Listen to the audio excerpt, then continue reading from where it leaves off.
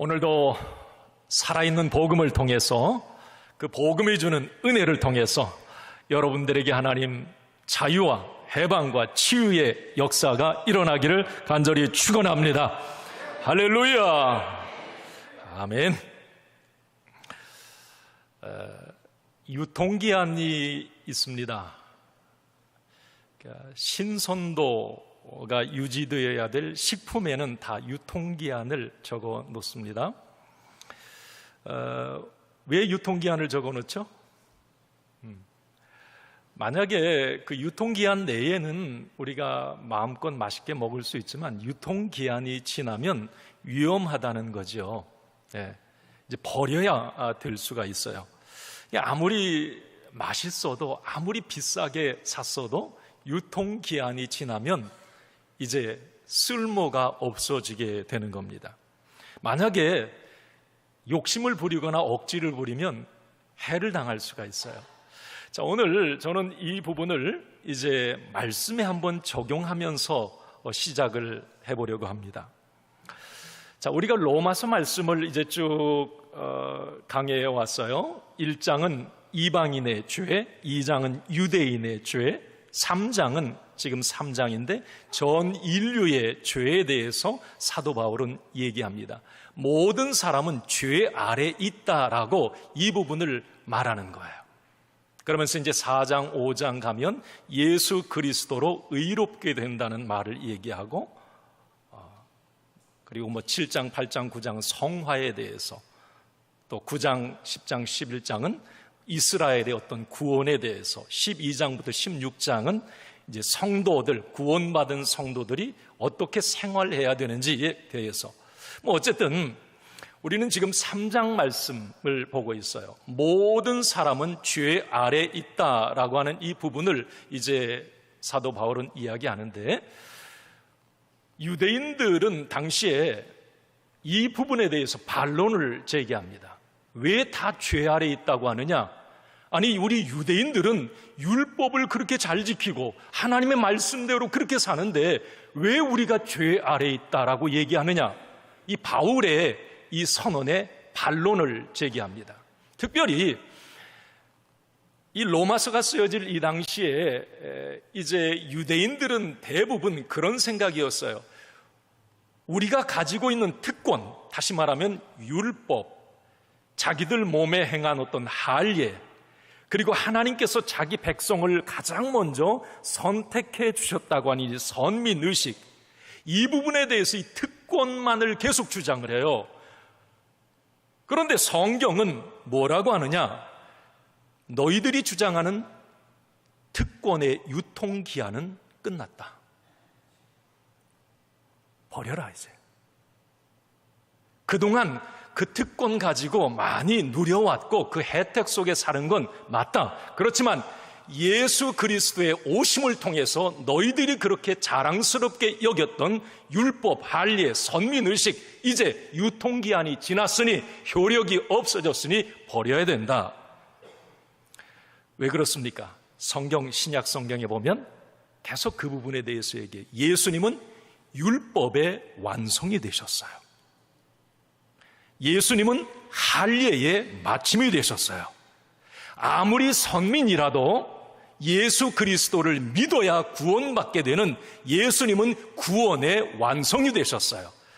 그러니 너희들이 율법, 할례, 어떤 선민, 이것은 이제 예수 그리스도로 결론 났으니 그 예수 그리스도를 너희들이 믿어야 구원과 영생과 천국을 얻는다. 이게 복음인 것이에요. 이게 사도 바울의 이야기입니다. 그런데 유대인들은 이 부분에 대해서 자신들만의 특권에 기한 만료 딱지를 붙인 예수님이 엄청 미웠습니다. 그래서 유대인들은 특징이 뭐예요? 예수님을 인정하지 않는 거예요. 율법의 완성, 할례의 마침, 구원의 완성, 누가? 예수님이? 아니야, 인정 못해. 왜? 이건 자기들의 특권을 계속 주장하고 싶은 겁니다. 그러니까 결국 유대인들은 어떻게 해요? 그 메시아로 오신 예수님을 십자가에 못 박아 죽여버립니다. 죽이면 이제 자기들의 특권을 계속 유지할 수 있으니까요. 지금 바울이 로마서를 쓸 이 당시의 유대인들에게도 지금 이 피가, 이 정신이 흐르고 있는 거예요. 바울은 그걸 알고 있는 상황에 오늘 이 3장 말씀을 써 내려가는 겁니다. 유대인들은 우리가 3장 그 전반부에서도 세 가지 유대인들의 어떤 질문을 통해서 알 수 있었지만 자꾸 어떤 이 궤변, 억지를 통해서 자신들의 특권을 계속 이제 얘기를 했던 것입니다. 그 특권만으로도 천국 갈 수 있다라고 하는 거예요. 자, 여러분, 이렇게 적용해 보면 어떨까요? 모태신앙, 야, 이건 참 복이에요. 여기 혹시 모태신앙이신 분 한번 손 들어보세요.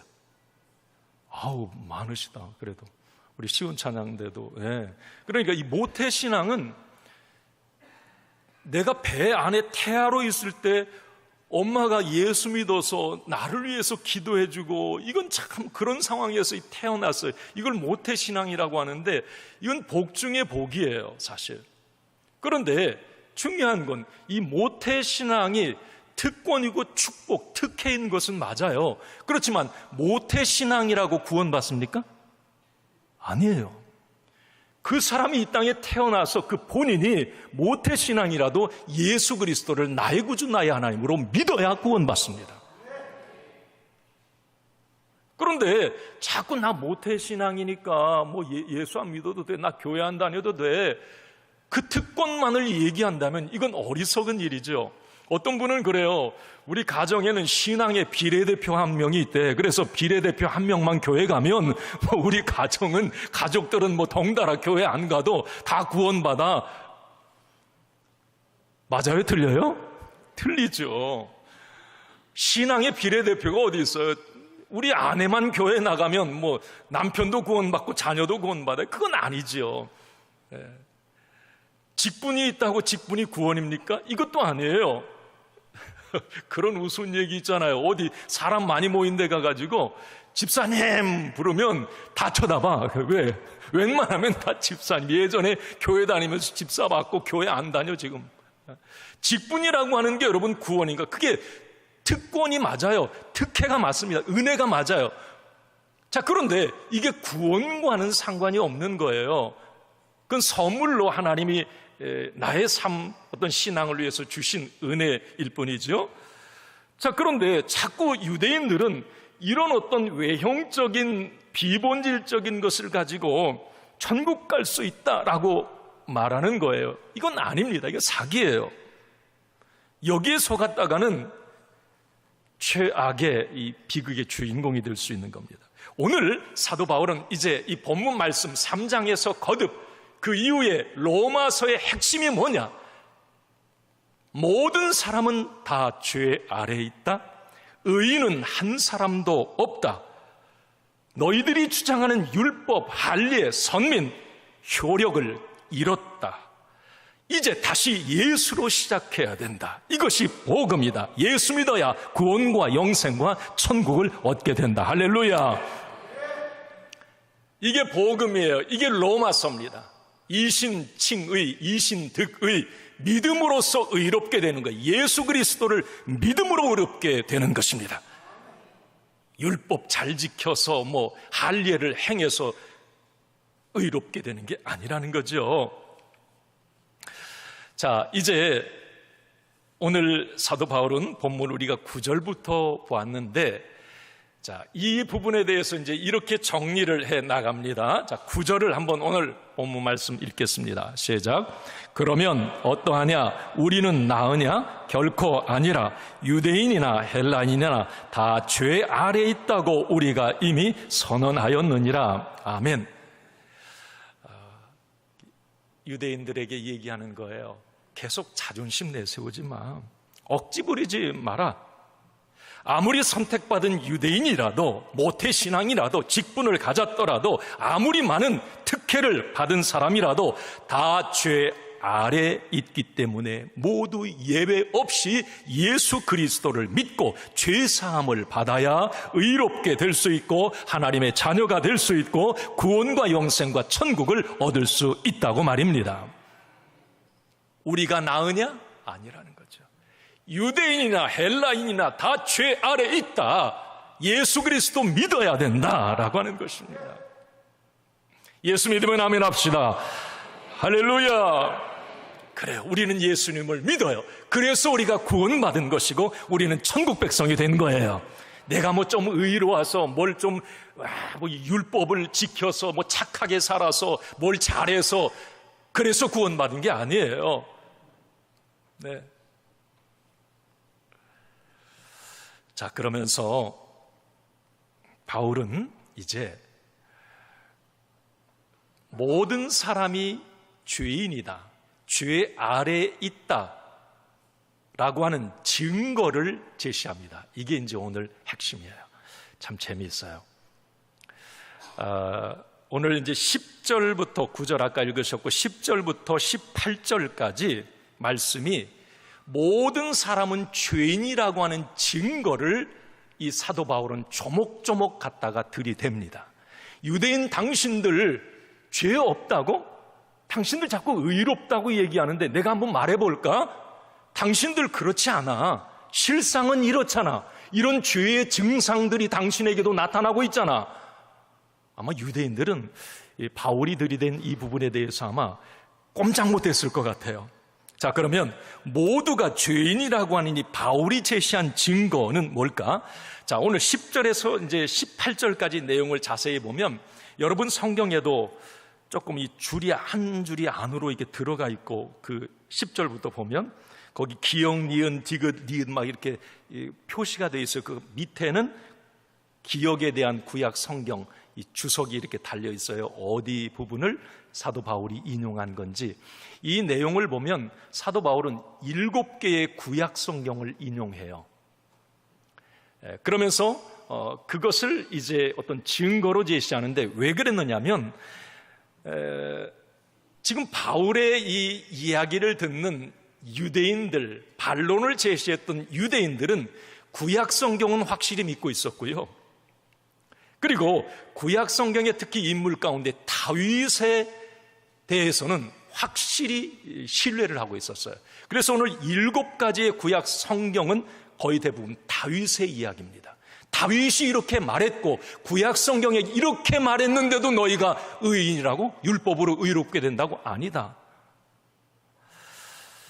자, 그러면 모두가 죄인이라고 하는 증거 첫 번째 바울이 얘기한 거예요. 이걸 나에게도 이 죄의 증상이 있을 수 있어요? 진단해 보세요. 첫 번째 한번 읽어봅니다. 시작.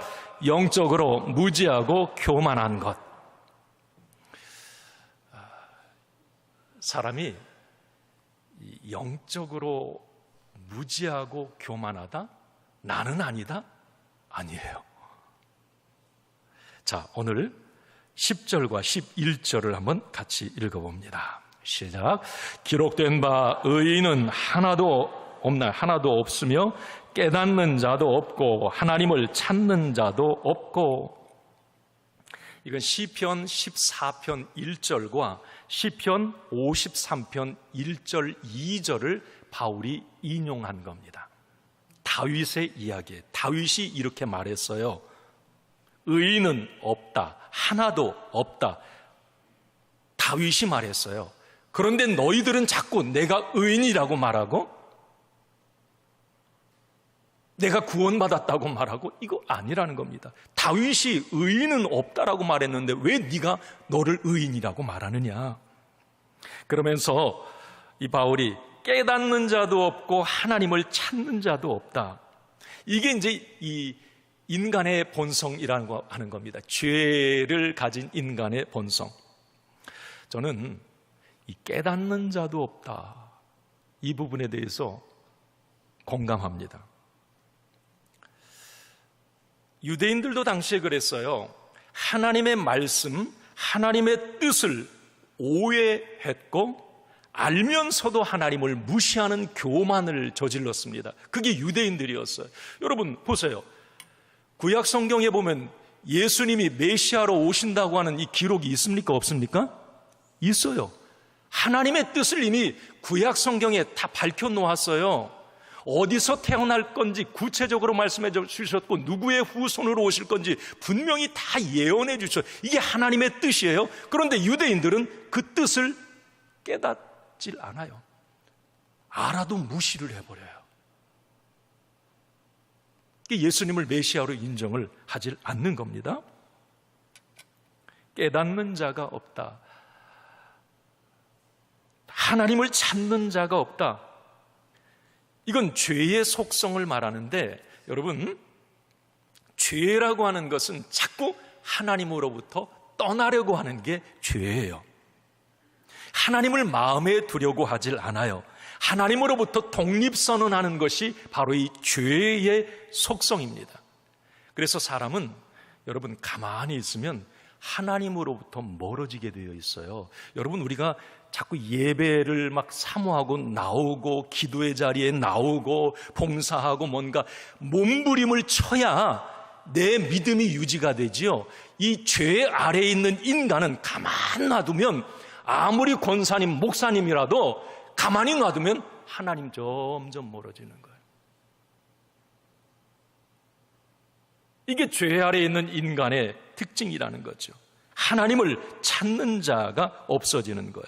그래서 바울이 에베소서 4장 18절에 이렇게 말씀을 합니다. 같이 한번 읽습니다. 그들의 총명이 어두워지고 그들 가운데 있는 무지함과 그들의 마음이 굳어짐으로 말미암아 하나님의 생명에서 떠나 있도다.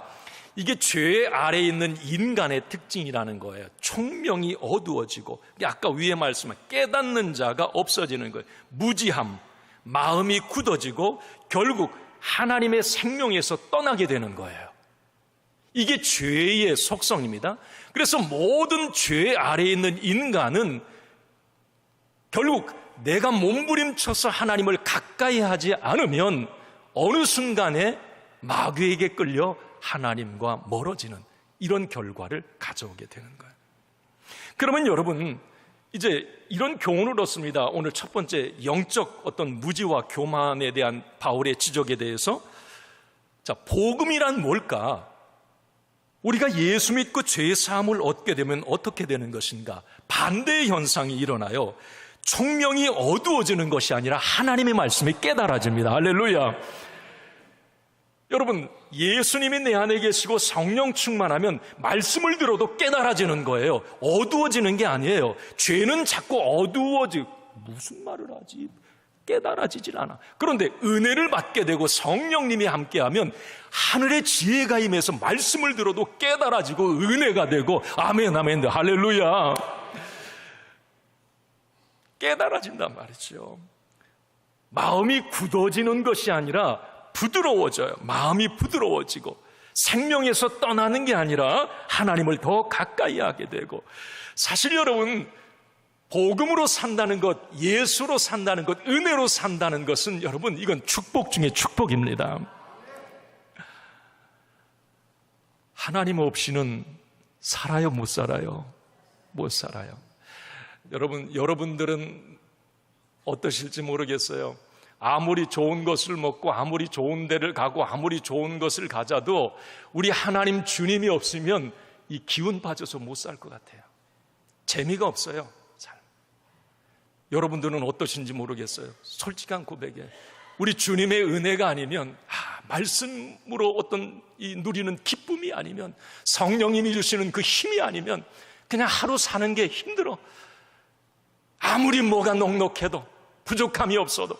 그런데 주님이 나와 함께 하시면, 주님과 가까이 있으면 그래도 마음이 부유하고 기쁨이 있고 감사가 있고. 할렐루야.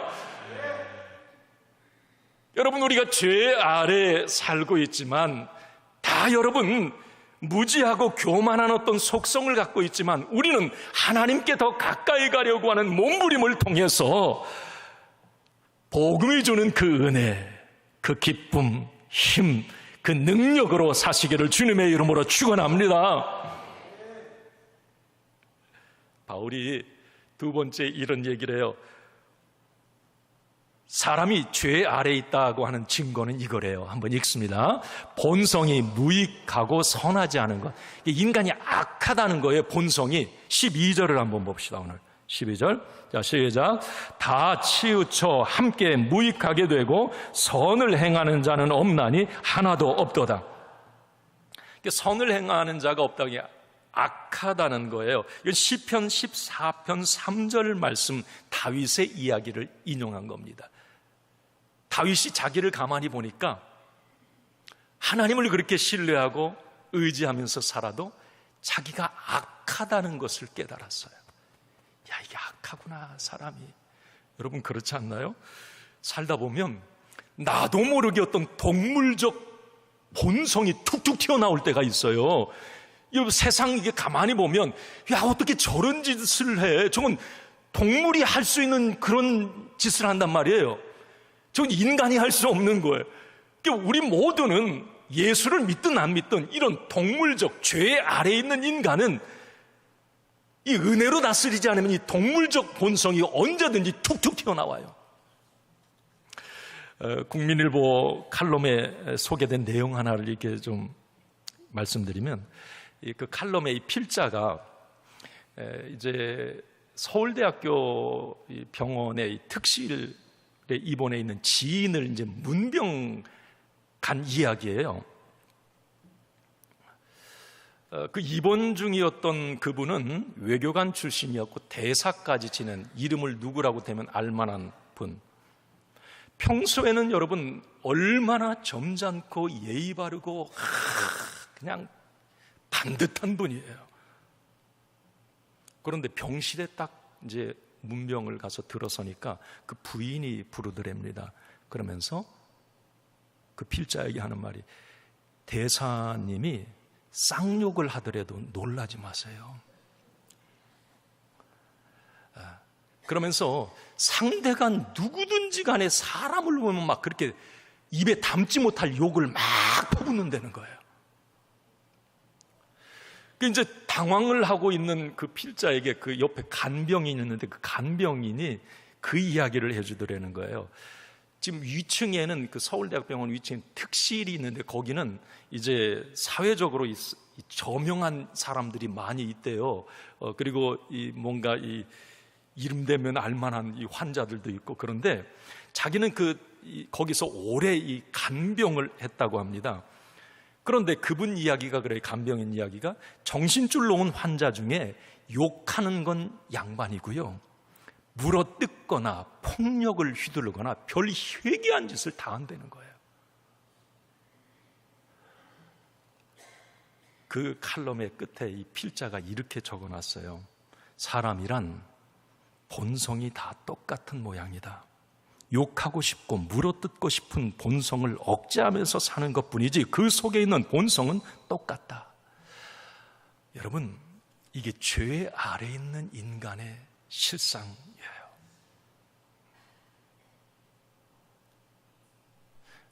성선설이 맞냐, 성악설이 맞냐? 성경은 인간은 본래 이렇게 악하다, 의인은 없다, 죄인이다, 성악설을 얘기하는 거예요.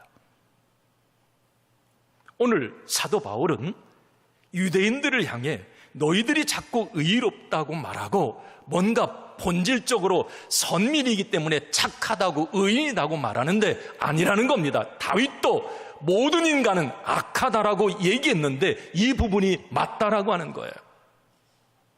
한번 이 부분에 대해서 여러분 고민해 보세요. 세 번째, 오늘 본문에 바울은 죄의 증상이 이거라고 얘기합니다.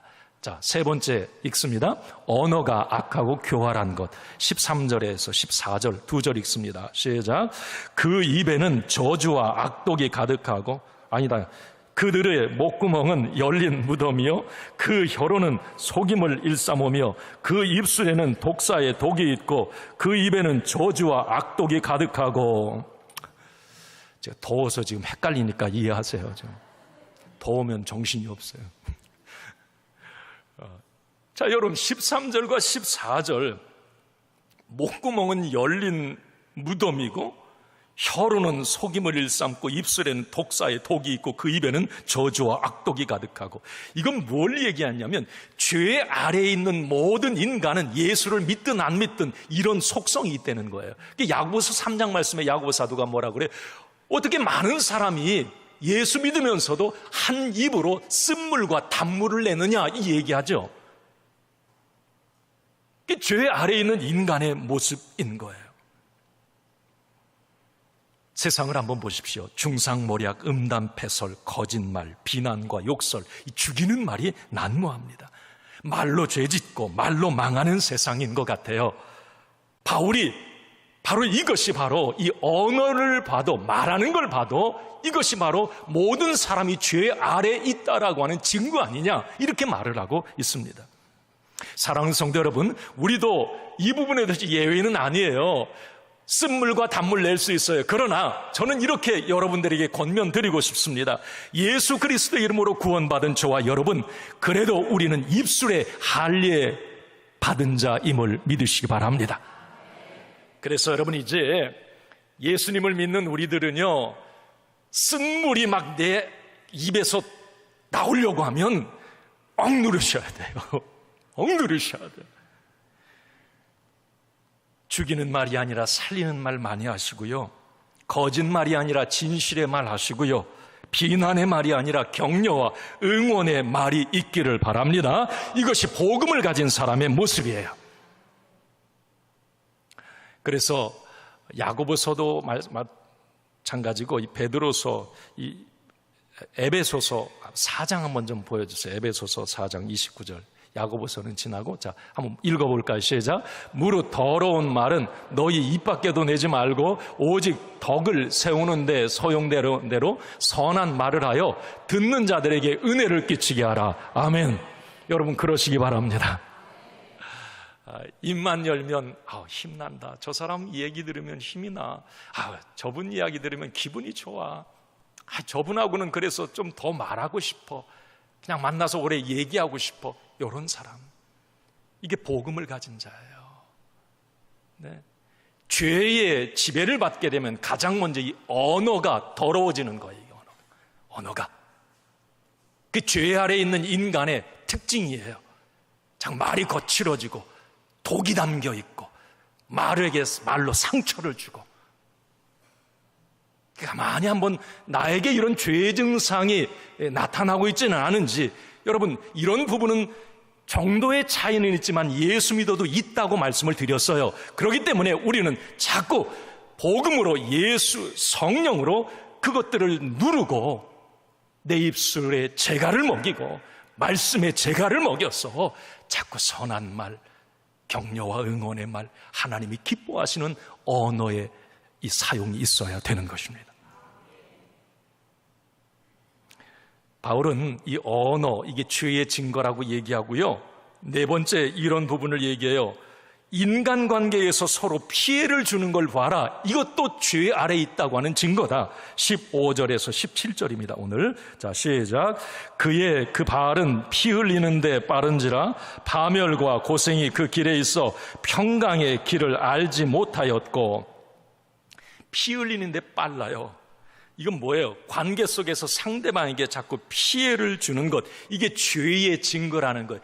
죄는 자꾸 뭔가를 이렇게 이간질시키고 갈등이 일어나게 하고, 그래서 서로에게 피해를 주는 것, 이게 바로 죄라고 하는 겁니다. 죄가 하나님과 아담 사이에 들어갔을 때에 관계가 깨어져 버려요. 두려움의 관계가 되고 원망의 관계가 돼요. 아담과 하와 사이에 죄가 들어가니까 어떻게 돼요? 서로를 원망하고 비난하는 관계로 바뀌어버립니다. 이 죄는 관계를 깨뜨려버리고 결국은 어떤 길로 가느냐? 서로 피 흘리는 데까지 가는 거예요. 이게 파멸과 고생의 결과를 그래서 얻게 된다는 거죠. 이게 죄라고 하는 거예요. 이 부분이 지금 유대인들 당신들에게도 있다라고 하는 겁니다. 이것은 우리에게도 이런 모습이 있을 수 있어요. 세상을 한번 가만히 보세요. 요즘 중동 일촉즉발의 어떤 위기 가운데 있죠. 지금 러시아 우크라이나 어떤 전쟁 가만히 보세요. 피 흘리는데 빠른 세상이에요. 자, 그러면 복음이란 뭐냐? 우리가 예수님을 믿는다고 하는 것은 무엇이냐? 그것은 피 흘리는 데 빠르는 게 아니라 사랑하고 용서하고 하나 되는 데 빠른 것이 바로 이 복음의 능력입니다.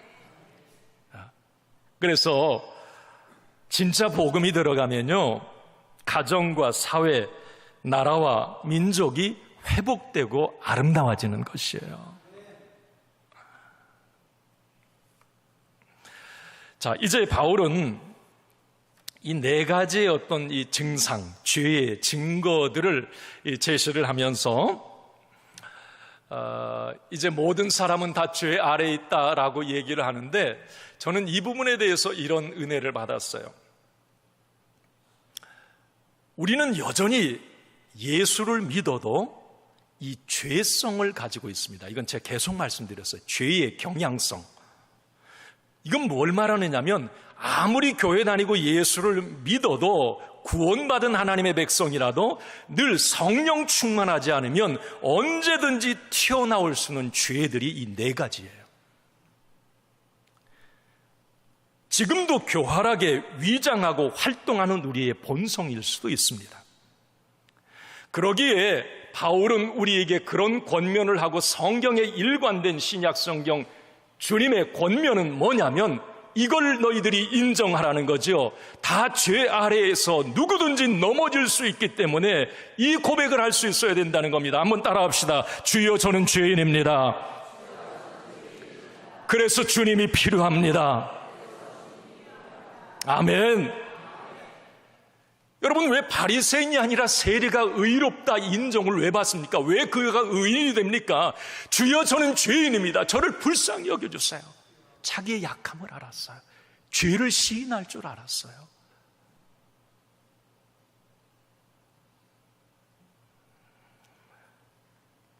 바울은 이렇게 모든 인간이 죄 아래에 있다라고 말하면서 이런 결론을 내려요.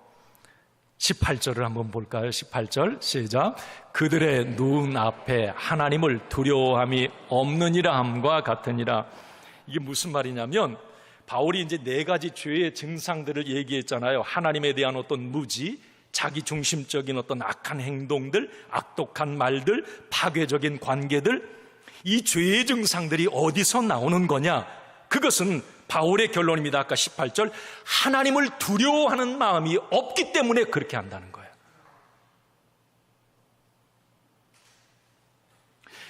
이것은 하나님을 두려워하는 마음이 없기 때문에 그런다. 이것은 어떤 이 죄를 해결할 수 있는 단서이기도 해요. 자, 여러분, 하나님이 무서운 줄 아세요? 하나님이 무서운 줄 아십니까? 그러면 여러분, 우리가 하나님이 무서운 줄 알면 절대 죄에 마음 놓고 못 지어요. 하나님을 무시하니까, 하나님을 우습게 여기니까 위와 같은 네 가지의 죄를 막 짓는 거예요. 하나님을 의식하지 않으니, 두려워하지 않으니 내 마음대로 그냥 하는 거지요. 그 죄의 유혹에 넘어져 그냥 사는 거예요. 이게 바울이 정확하게 지적한 겁니다. 이 모든 죄들을 짓는 이 증거들이 열매로 나타나는 이유는 하나님을 두려워하는 마음이 없기 때문이다. 여러분, 하나님을 두려워한다, 무서워한다는 말을 성경에서 뭐 한다고 그래요? 두자, 경외죠. 하나님을 경외하는 것, 이거 하나님을 두려워하는 것. 그런데 자, 보세요. 이 하나님을 경외한다고 하는 이 경외도 두려움인데, 그 두려움은 공포, 막 어떤 무서움, 감정적으로 느낀 그게 아니에요. 이 하나님을 경외하는 두려움은 이 하나님의 어떤 위대하심, 하나님의 어떤 능력을 존중하면서 그 능력이 너무 신비롭고 가까이 하기에도 너무 먼 우리 하나님, 그렇지만 너무 좋아요. 제가 이 팀 켈러 목사님이 이 부분을, 하나님을 경외한다, 이 부분을 떨리는 기쁨 이렇게 표현하는데 제가 박수를 쳤어요. 와, 어떻게 치라는 게 아니고요. 이런 단어를 어떻게 찾았을까? 하나님을 경외한다는 게 이 떨리는 기쁨이라는 거예요. 한번 따라해보세요. 떨리는 기쁨.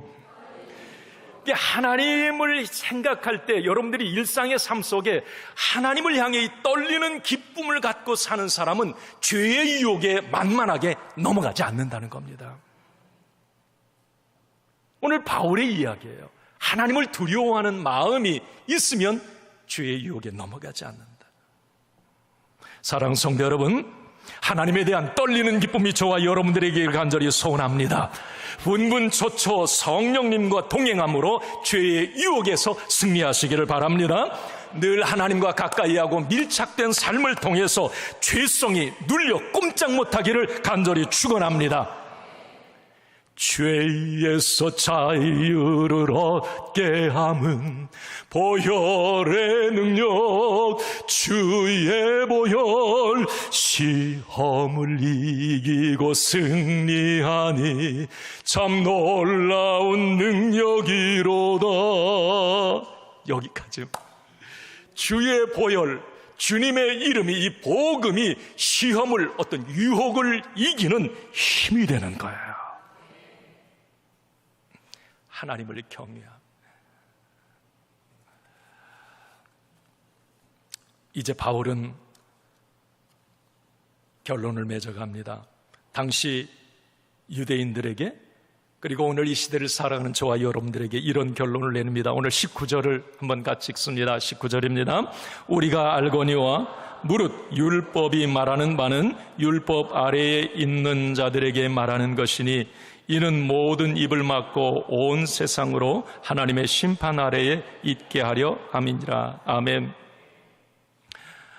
이게 무슨 말이냐면요, 바울이 지금 7가지의 어떤 구약 성경을 갖다 들이대면서, 자 보아라, 너희들이 믿고 있는 이 구약 성경에도 너희들이 존경하는 다윗도 의인은 없다, 모든 사람은 죄인이다, 이렇게 죄의 증상들이 모든 사람에게는 나타날 수밖에 없다, 거기에 당신들도 포함되어 있다, 이 부분을 말하고 있는 겁니다. 율법으로 당신들은 무단히 의롭게 되려고 막 노력하지만 여전히 내가 지금 4가지 말한 이 죄의 증거들이 당신들에게 지금 나타나고 있지 않느냐. 당신들 가슴에 손 얹고 한번 생각해봐라.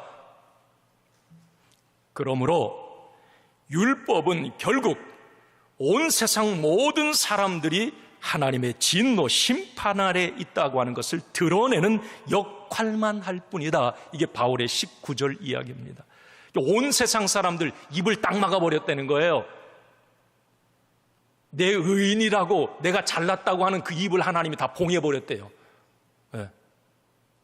모든 사람은 심판, 하나님의 진노 아래에 있다, 죄인이다, 의인은 없다, 그렇게 선언하는 것입니다. 그러면서 바울은 율법의 한계를 이렇게 지적합니다. 20절 읽습니다. 마지막 절입니다. 읽습니다. 그러므로 율법의 행위로 그의 앞에 의롭다 하심을 얻을 육체가 없나니 율법으로는 죄를 깨달음이니라. 이게 바울의 오늘 결론이에요. 너희들 율법으로 자꾸 뭔가 의롭다라고 얘기하고 율법 아래에 있으면, 율법 지키면 죄 없다라고 얘기하는데 웃기지 마라. 죄의 증상들 너희들에게 지금 나타나고 있으며 율법 너희들이 아무리 그렇게 사랑하고 잘 지켜도 그것만으로는 안 된다. 율법으로는 죄를 깨달아갈 뿐이니라. 이것은요, 결국 율법은 구원의 도구가 아니라 멸망의 도구다라고 하는 거예요.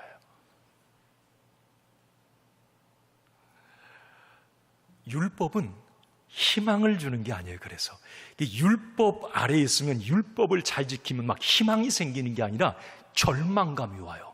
절벽에 부딪혀요. 한계만 느껴요. 불안해요.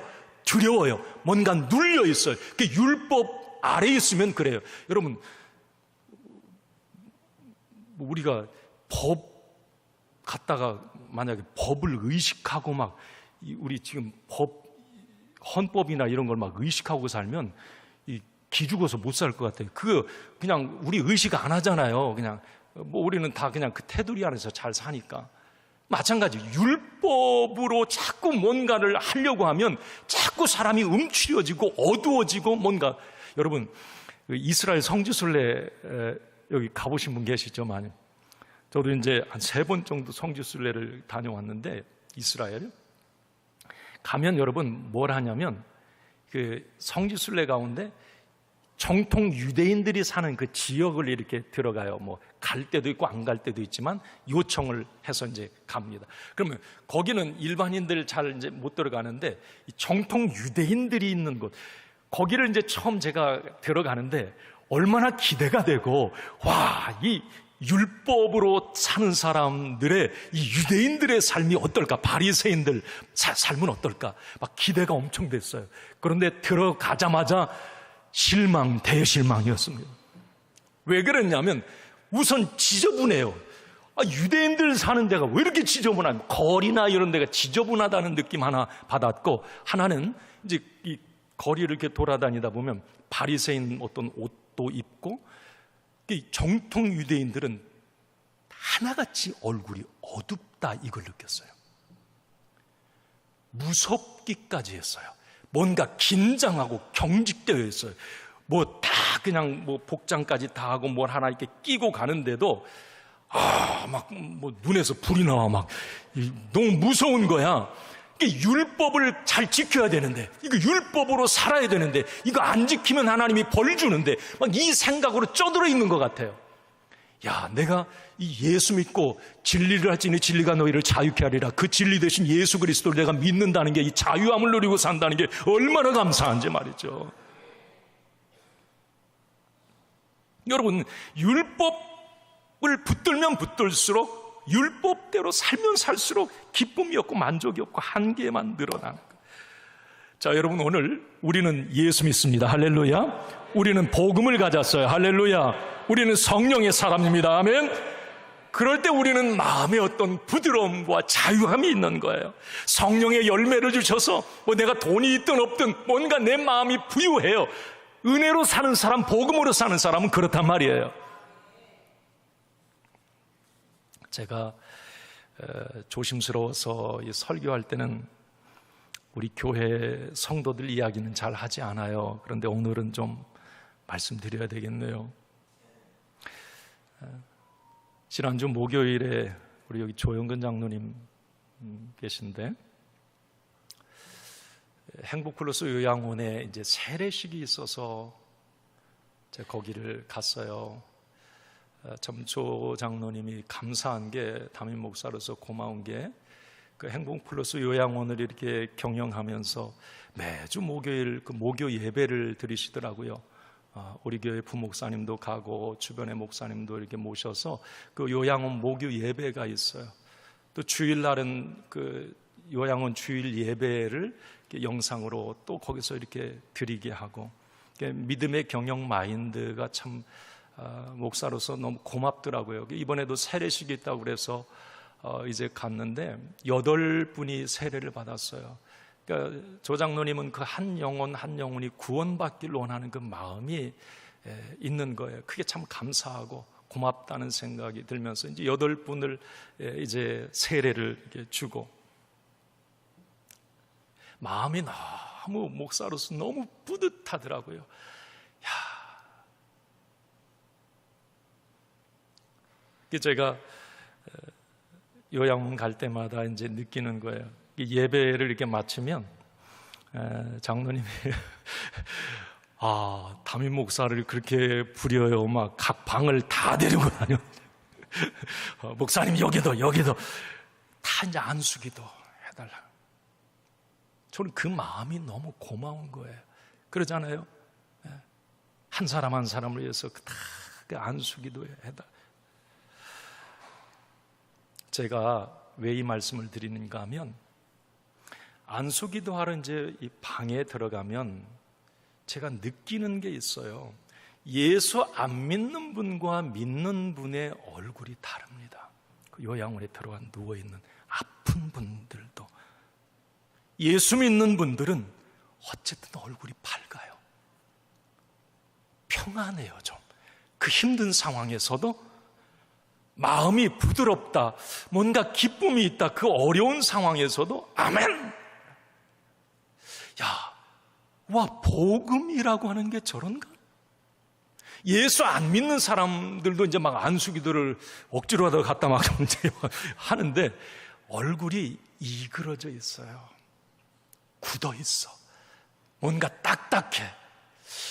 야, 예수 믿고 안 믿고 복음이 있고 없고 차이가 저런가? 자, 저런 어떤 혼수 상태에서도 저런가? 와, 이게 복음의 능력이다.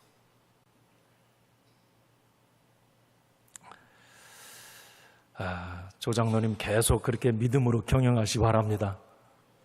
네.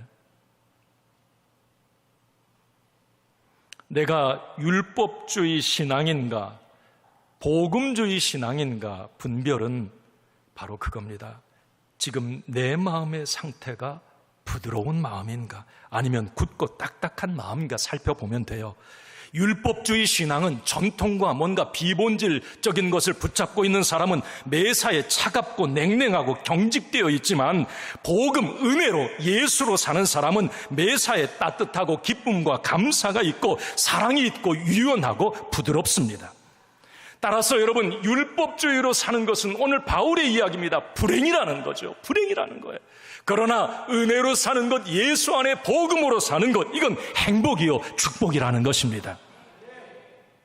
오늘의 결론입니다.